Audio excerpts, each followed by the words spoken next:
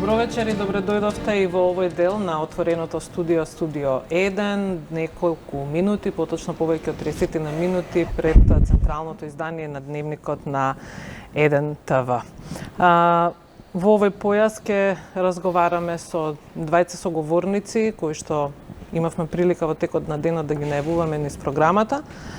А темата за која што ќе разговараме ја насловивме со колку чини животот на работникот во Македонија.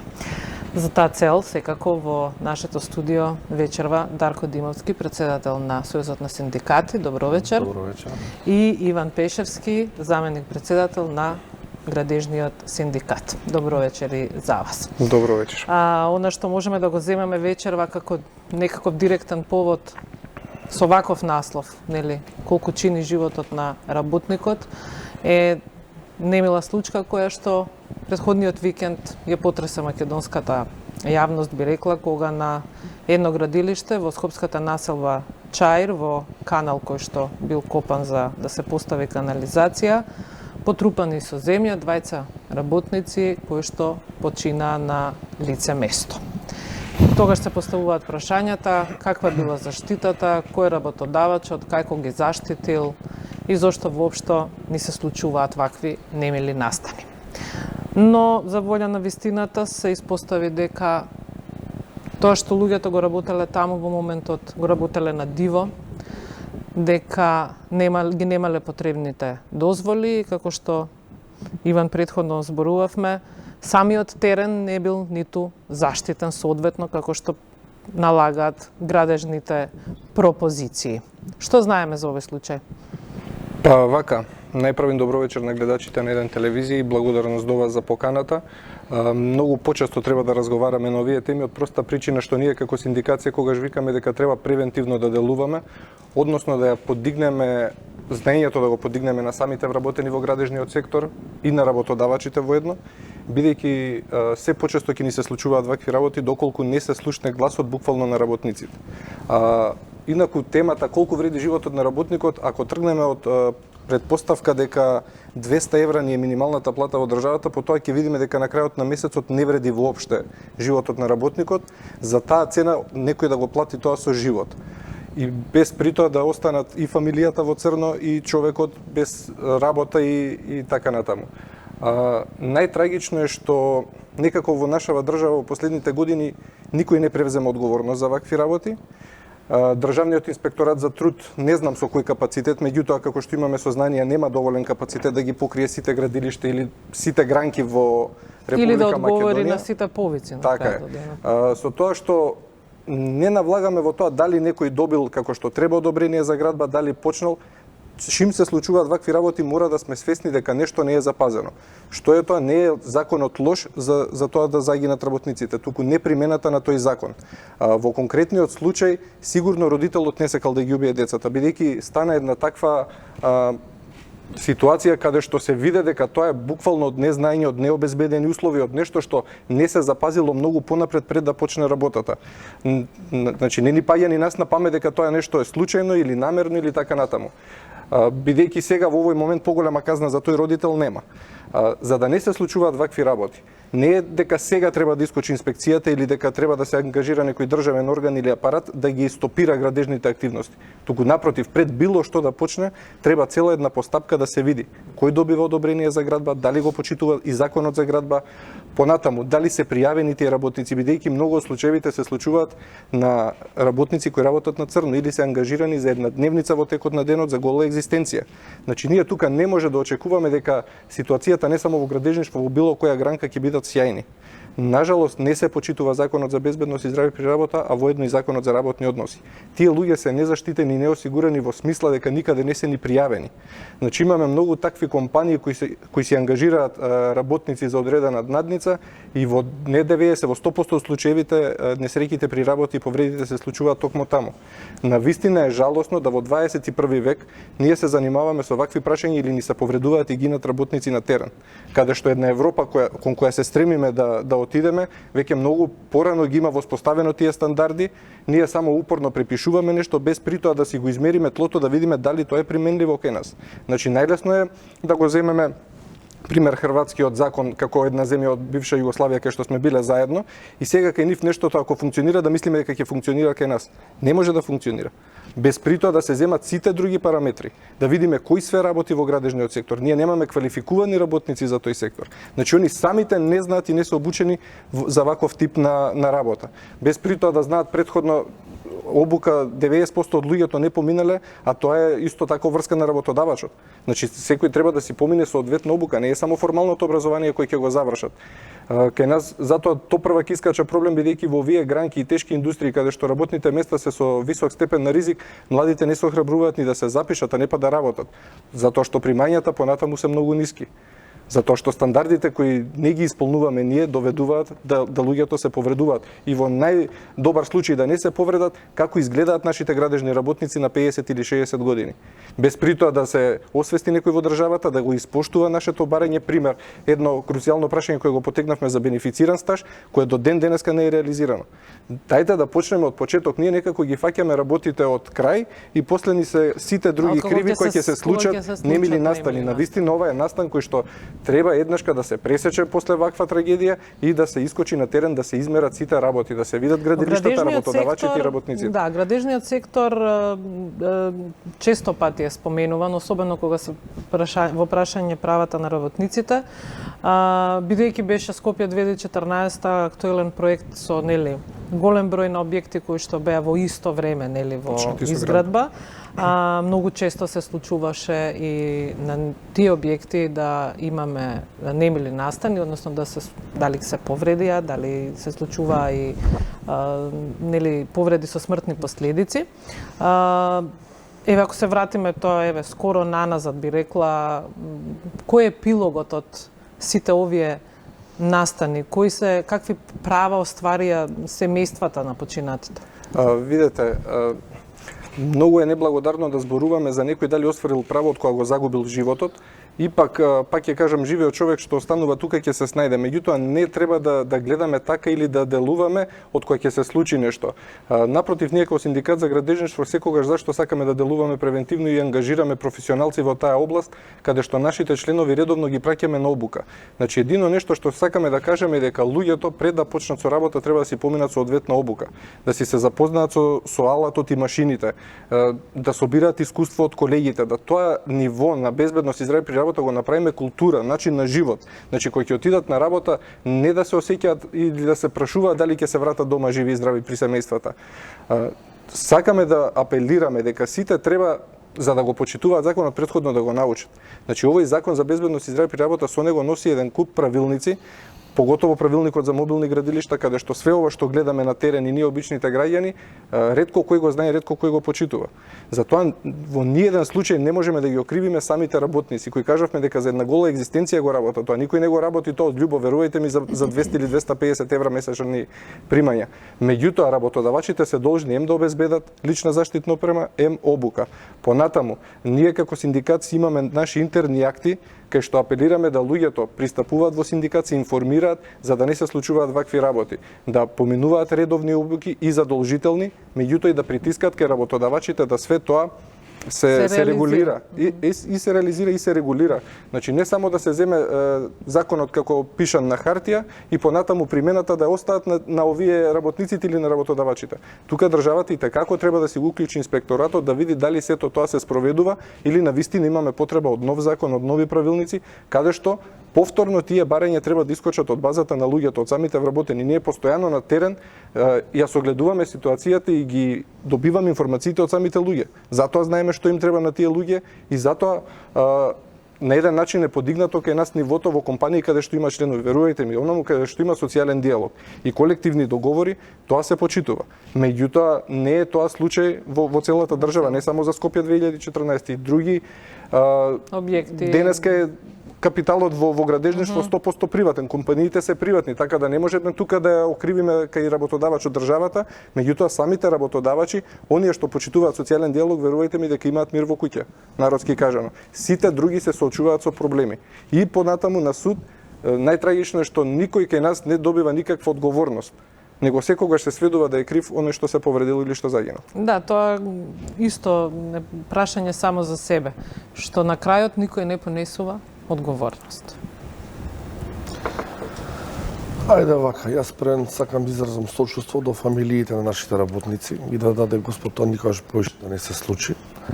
Јас малце похрабро ќе говорам и јас мислам дека проблемот е во работодавачите или инвеститорите, бидејќи својот интерес го гледаат во профитот. А со тоа забораваат на нас работниците и општо на целото општество, бидејќи не ја запазуваат, тоест не го пременуваат пропишаниот закон за безбедност и здравје при работа. Законот е одличен.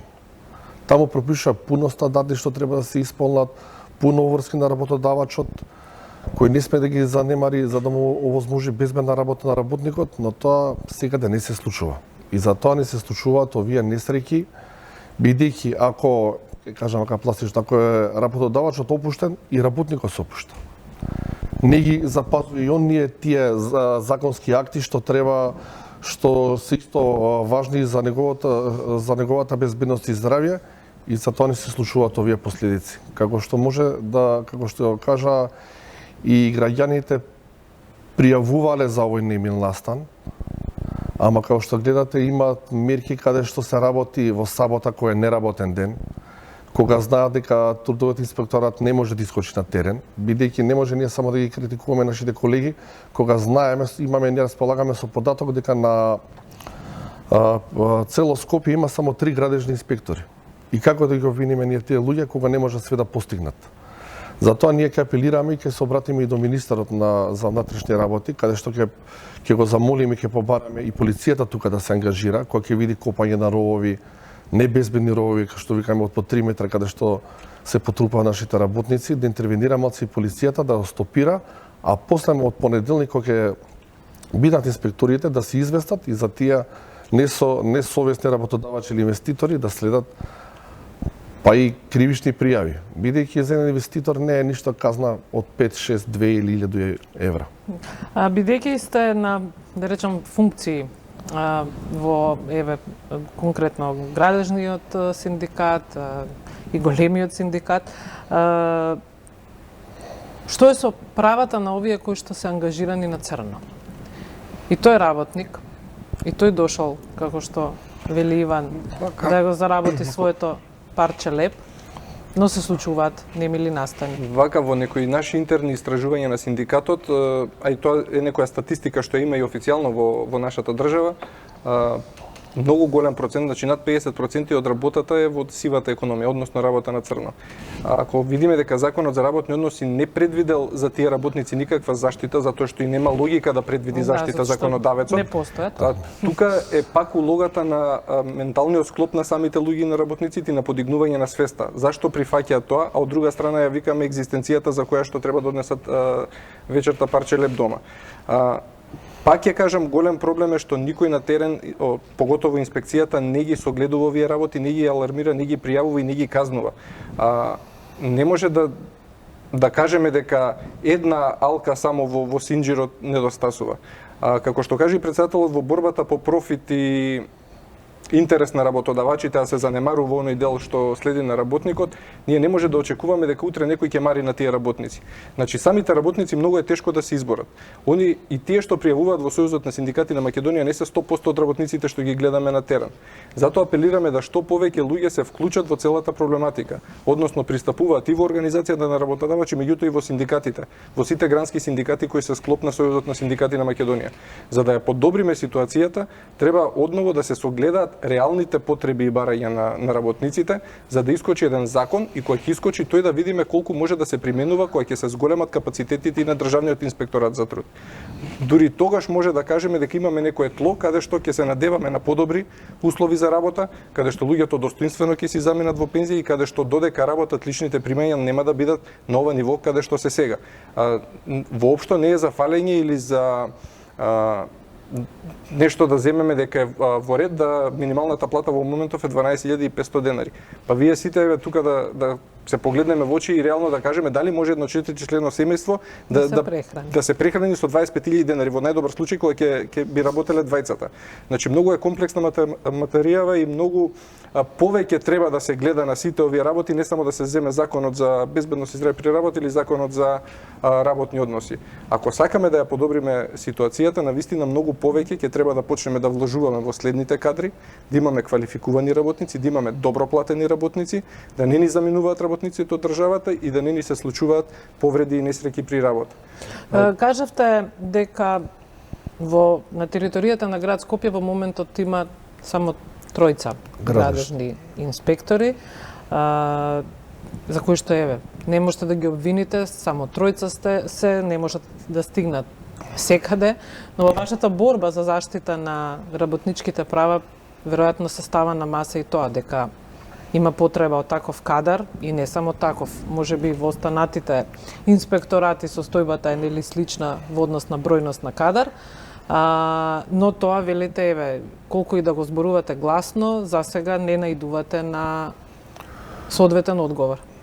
Видете, ние апелираме, од тука и денеска апелирам до Министерката за труд и социјална политика и до директорот за трудовата инспекција да си направат еден годишен план каде што на вистина ќе ги подобрат, тоест ќе ги појачат нивните редови, ќе ги зголемат нивните редови со квалификувани инспектори кои, да кажеме, ќе излезат во сусрет на тие работници кои работат на црно. Бидејќи ние не може да очекуваме од еден работодавач кој ангажира работници на црно да го поштува закона за безбедност и здравје при работа. А уште е полошо што тој работодавач работи во сабота, тоест јавно се крие дека работи на црно и сака нешто да направи преку ноќ, а законот не вика така. Ние како Сојуз на синдикати на Македонија во изминатиот период се изборивме за да има еден представник од вработените или председателот на синдикатот, доколку увиди дека му е загрозена безбедност и здравјето на работникот, може да го прекине 2 пати годишно тој процес на работа и да алармира трудовата инспекција. Ама тоа збориме за во тие организирани фирми. Не збориме за овие фантом фирми што саботи недела ги има, а преку недела никаде ги нема. За да биде комплетна сликата, само вака едно дополнување на председателот. Што е социјалниот диалог? Всушност да седнат на маса партнерите, представници на работодавачите, ние синдикатите и владата. Ако сакаме да имаме издржани решенија, има мерките како да се сузбие работата на црно. Меѓутоа треба да се направи тоа тимски, не да го прави едниот или другиот да го прави со цел да го казни третиот. Значи само преку социјален диалог, а ние сме најподадена рака од страна на работниците за сите овие мерки да се запазат и да се направи еднаш за секогаш издржан закон каде што ќе нема да ни се случува. Зошто е толку тешко да седнат сите 3 страни на маса? Видете, функционира економско-социјален совет, меѓутоа дали функционира понатака сето тоа што ќе се направи во пракса? Пак се сведува све на капацитети на организациите. Значи мора да се зајакнат капацитетите на сите овие организации во смисла да искочат луѓето на терен и да се види работава, не да се остави на тоа секој како што сака да си делува и да си работи. За на крајот на денот сите да бидат задоволни, тоа е едно, пак ќе кажам, комплексно прашање кај што треба сите партнери во социјалниот диалог и во економско-социјален совет да го уредат убаво. Да седнеме на една тркалезна маса каде што треба да ги судриме фактите и со представниците од министерството и со работодавачите. Ја не викам дека они немаат проблеми во спроведувањето на законите, меѓутоа да седнете, кажете каде е вашиот проблем, каде е нашиот и да најдеме заеднички јазик.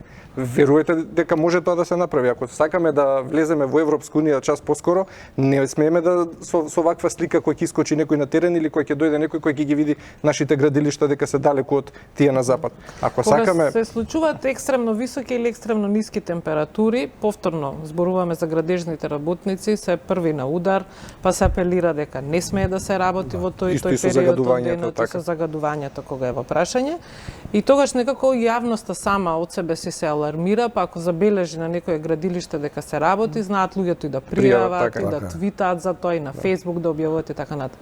Се случило ли досега воопшто некој работодавач заради ова непочитување да има некакви санкции? За санкции искрено не сме слушнале дека некој имал. Ние само исто и така можеби немало ни устна упомена, бидејќи и во најголемото загадување на градилиштата имаше луѓе. И во минусни температури, во високи температури сега во летниот период, повторно ќе видите дека луѓето може да ги немаат најосновните потреби, а тоа е вода или тоалет на градилиштето и понатаму работат во тие услови.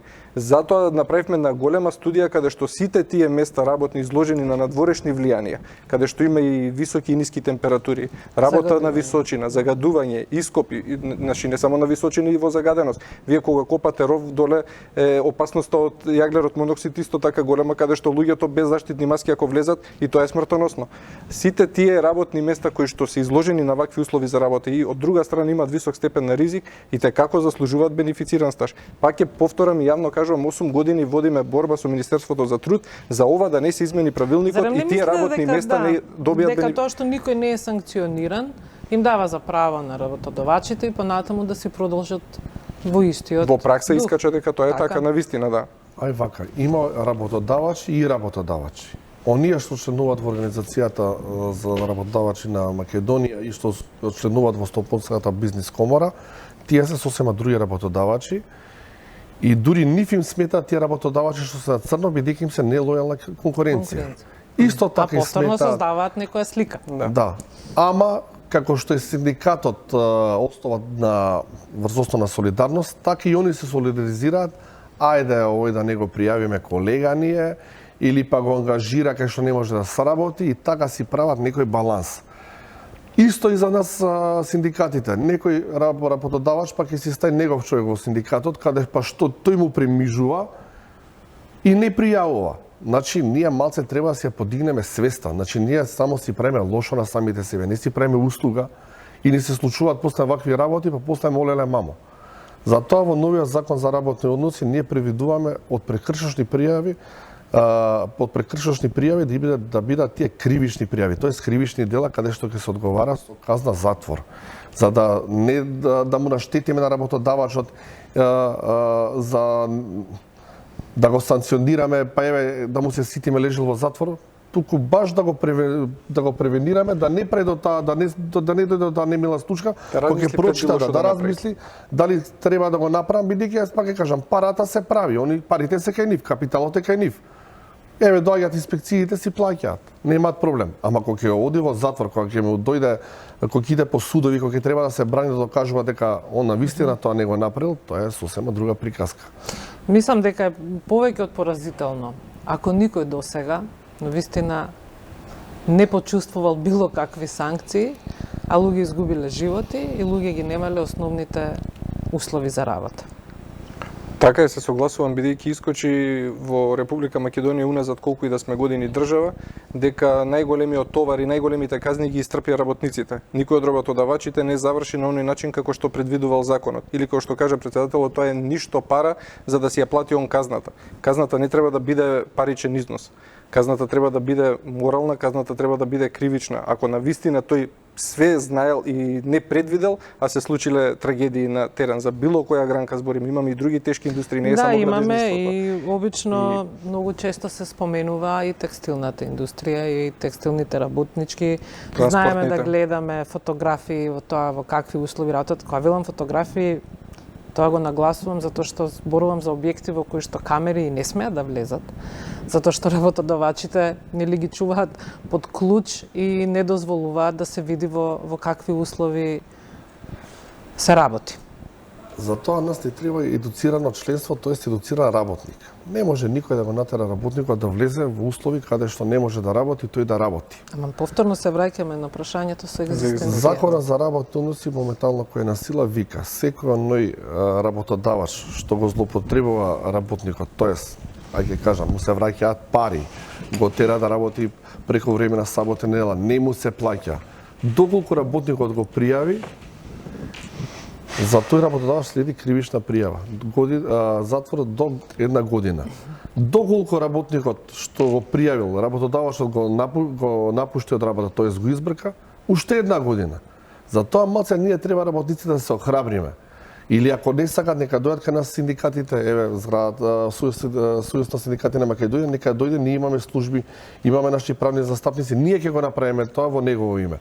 Ама дај малце да створиме дисциплината, со тоа си помагаме и сите три партнери, и владата ќе си го земе данокот од тие исплати за личен доход и ќе немаат работодавачите нелојална конкуренција, ние синдикатите ќе си бидеме на врвот на нашата задача. Јас сакав само да ги сослушам актуелните состојби. Вашите заложби се заложби кои што треба на крајот да ги извојувате како победа, затоа што тоа ќе биде добро за сите работници. Процесот на едуцирање на работникот е Е можеби вака долг, така ни изгледа дека е долг, меѓутоа трилингот кој што го спомнувате е многу важен да функционира Така. еден со друг, за да и овој работник на крајот види зошто е добро да биде едуциран. Ја не гледам така дека ние нешто победа, ние само си бараме тоа што е пропишано во Законот за Победа работни е ако го односи. немате тоа во моментов. И во Се борите колективниот за договор. тоа. Победа ако работникот си го добие она што му следи. следува. Во моментов навистина се соочуваме со проблем да работникот не го добива делот од колачот. Значи ние не го браниме делот што треба да си го земат работодавачите и државата, меѓутоа дај го тоа што достоинствено некој си го заработил на крајот на некој денот. упорно е со Ама не тоа, законот го кажал, Помалку. колективниот договор го кажал тоа. Ние не викаме нешто, дај ни повише, дај ни го тоа што Што ни ни следува. следува. И зашто не ни го дава тоа што ни следува? Навистина е секој треба срамота да не се направи, исплати годишна прековременна програма. работа или да не се исплати регрес за годишен одмор, а го предвидел законот. И тоа не е ништо многу што е најтрагично на крајот на денот. Тоа е буквално нешто минимално што следи што треба да го добие било кој работник во било која гранка. Ама не, еви таа прековременна работа. Значи работодавачот брза нешто да направи побрзо, така? И за тоа ги ангажира за прековременна работа. А тој тоа си го наплаќа, така? А ти ако го наплаќаш тоа, исплатуваме го тоа на работникот што го дава за тебе побрзо, значи го вложува неговиот труд за побрзо да направи, за ти да можеш да го продадеш, да го наплатиш, а кога доаѓа до крајниот конзумент работникот, тука е проблем. Зашто е проблемот тука? Јас ќе ви се заблагодарам, нашето време истече. Нашата телевизија е отворена за вашите потреби, условно, нели, гласот кога треба да се слушне и да се соопшти за тоа и до каде сте и што е тоа што го работите во моментот. И за убави и за неубави работи сме тука секако. Тоа бе Пешевски Димовски, заменик председател на Градежен синдикат и председател на Сојузот на синдикати на Македонија. Вас ве поканувам да останете со нас за неколку минути, почнува централниот дневник.